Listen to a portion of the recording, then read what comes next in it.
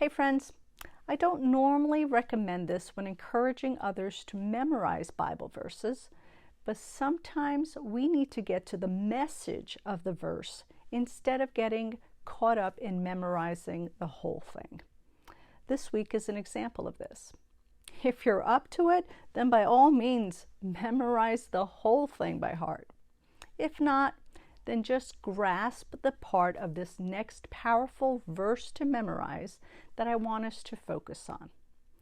We are still in 2 Chronicles chapter 20. This is verse 15. First, I'll give you the whole verse, then I will highlight the part we must memorize and, more importantly, live by. Recall that in the midst of their fear and utter confusion, the king and the people of Judah turned to God for help.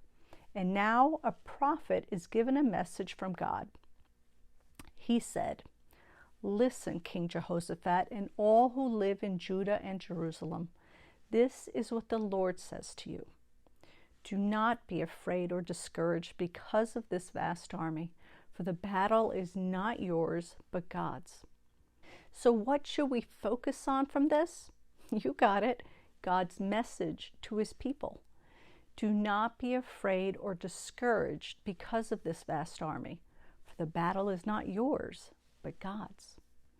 Let's call this 2 Chronicles 20:15b, and let's talk about it this week, because it makes a huge difference in the quality of our lives here, how we deal with the many situations we encounter, and how we interact with one another. We'll start tomorrow. See you then.